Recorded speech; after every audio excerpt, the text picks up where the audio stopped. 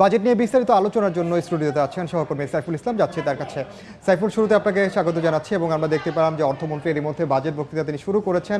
তিনি ধাপে ধাপে জানাচ্ছেন যে কোন আসলে সরকারের যে বাজেট, যে 24-25 অর্থ বছরে যে বাজেট যেমনটি হতে যাচ্ছে, তিনি সবকিছুই বিস্তারিত তুলে ধরছেন। কিন্তু আমরা তো এর মধ্যে সম্ভাব্য আকার সবকিছুই জেনে গেছি।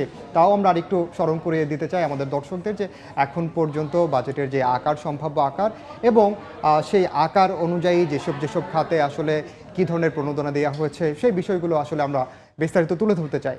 ধন্যবাদ ইনান। আসলে আমরা যতটুকু জানি যে প্রায় 9,97,হাজার কোটি টাকার মতো এবার বাজেটে কিন্তু প্রস্তাবিত একটু পরে পেশ করবেন, যেটা এখনো পর্যন্ত চলমান। তবে এর ভিতরে কিন্তু সরকারের যে নানা খাত থেকে আয় বা ব্যয়, কোন খাতে কি পরিমাণ ব্যয় করবে, সেটা কিন্তু পুরোটাই যে আগামী অর্থ বছরে যে এক বছরের মধ্যে কোন জায়গায় কতটুকু ব্যয় করবে, আয় করবে, সেটা হিসাব নিয়ে কিন্তু এই বাজেটটা কিন্তু আলোচনা হচ্ছে। তবে আমরা যদি একটু আয় আকারটা একটু যদি দেখি, আমরা দেখতে পাচ্ছি 9,97,হাজার কোটি টাকা। এর ভিতরে কিন্তু মূল্যস্ফীতি কিন্তু আমরা গত অর্থ বছর যেটা 6% কিন্তু ধরা হয়েছিল, এবার কিন্তু আরও 0.5 বা 5% আমরা কিন্তু বলতে পারি বেশি। এর পাশাপাশি কিন্তু আসলে জিডিপি প্রবৃদ্ধির যে বিষয়টা, সেটাও কিন্তু 6.75% আমরা দেখতে পাচ্ছি। তবে এর ভিতরে আপনি একটু আগে যে কথাটি বলছেন যে আসলে এই যে আকারের পরবর্তী যে বিষয়টি আসে, এই যে আকার থেকে কোন খাত থেকে কত টাকা সরকার আয় করবে, বিশেষ করে আমরা এনবিআর থেকে বলতে পারি যে রাজস্ব আদায় করবে, সেটা প্রায় 5.5 লাখ কোটি টাকা অ্যামাউন্ট আসলে ঘাটতি থেকে যায়।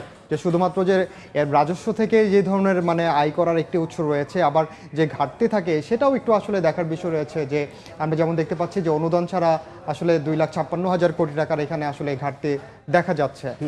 এখন যেটা দেখতে পাচ্ছি আসলে অনুদান ছাড়া যেটি, আর আরেকটি হচ্ছে বৈদেশিক ঋণ। এখন অনুদান ছাড়া ওভারঅল যে হিসাবটা, কত টাকা সরকার যে ঘাটতি আছে, সেই ঘাটতিটা এখানে আছে। এর ভিতর থেকে বৈদেশিক ঋণ থেকে তারা প্রায় 95,100 কোটি টাকা নিতে পারে। এর পাশাপাশি হচ্ছে যে এনবিআর যে লক্ষ্যমাত্রা চেয়ে বেশি যে টাকাটা থাকে, যেহেতু 4,80,000 কোটি টাকা এনবিআর, যেহেতু 5 লাখ কোটি টাকা রাজস্ব আদায়ের লক্ষ্যমাত্রা, এই যে টাকাটা থাকে সেটা কিন্তু টেন্ডার থেকে শুরু করে বিভিন্ন জায়গায় সরকারি খাতে যে বিভিন্ন ধরনের প্রণোদনা থাকে বা টাকাগুলো যে জায়গা থেকে উৎসের যে টাকা নেওয়া যায়, সেই জায়গাগুলোতে কিন্তু রাজস্ব আহরণ করতে পারে। এর পাশাপাশি আমরা যত করেন যে ব্যাংকিং খাত থেকে দেশের বা দেশীয় যে উৎস আছে, সেই উৎস থেকে কিন্তু সঞ্চয়পত্র বিক্রি করে বা বন্ড ছেড়ে কিন্তু টাকা কিন্তু সরকার নিতে পারে। যেটি হচ্ছে আমরা বলতে পারি যে এই যে অংশগুলো থেকে টাকা নিয়ে সরকার কিন্তু যে বাজেটের যে ঘাটতি বা ওভারঅল সবকিছু মিলাই কিন্তু আবার কিন্তু সাধারণ মানুষ কিছু দিকে আসলে তাকিয়ে থাকে যে আসলে সরকার কোন কোন খাতগুলোতে ভর্তুকি দিচ্ছে, ভর্তুকি দেওয়ার মতো তাদের আসলে কোন কোন বিষয়গুলোতে প্রণোদনার আমরা যে কথাগুলো বলি, আমরা সেটাই একটু আসলে দেখে আসলে এখানে যেটা দেখতে পাচ্ছেন ভর্তুকি প্রণোদনা, এটা কিন্তু প্রায় 1,33,000 কোটি টাকা। এর ভিতরে কিন্তু আসলে বিদ্যুৎ খাত থেকে শুরু করে এলএনজি, কৃষি খাত, এর পাশাপাশি আমরা যে রপ্তানি থেকে শুরু করে খাদ্য, সব জায়গায় কিন্তু আসলে প্রণোদনা দিয়ে থাকে। আমরা যদি একটু রেমিটেন্সের কথা বলি, এবার কিন্তু রেমিটেন্সে কোনো রকম প্রণোদনা দেওয়া হচ্ছে না। কিন্তু সাইফুল, একটি জিনিস খেয়াল করেন, গতবারের চেয়ে কিন্তু এবার কিন্তু কমেছে। আগে ছিল 1,33,000 কোটি টাকা যেখানে ভর্তুকি প্রণোদনা, আগে ছিল 1,174 কোটি টাকা, আর সেখানে কিন্তু এখন 1,33,000 কোটি টাকা নেমে এসেছে।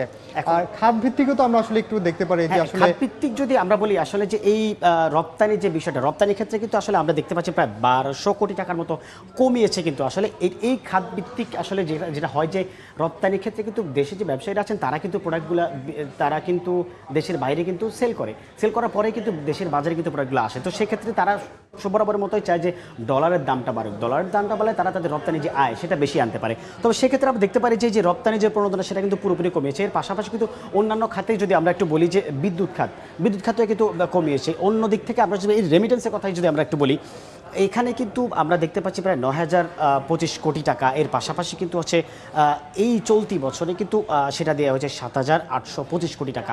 তো আসলে দেখা যাচ্ছে যে সব কিছু মিলে কিন্তু উপরের নিচে আমরা কিন্তু একই দেখতে পাচ্ছি, যেটা আমরা বলতে পারি যে গত অর্থ বছর যা ছিল, এইবারও অর্থ বছর কিন্তু একই রকম রয়েছে। সেখানে কিন্তু কোনো রকম সরকারের প্রণোদনা বা ভর্তুকি আমরা দেখছি না। তবে ঠিক এইরকম না, আমরা যদি অন্য একটা খাতের কথা বলি, খাদ্যের কথাও যদি আমরা বলি, এবার কিন্তু 7,000 কোটি টাকা প্রায় খাদ্যে প্রণোদনা দেওয়া হয়েছিল, যেটা গতবার ছিল প্রায় 7,900 কোটি টাকা।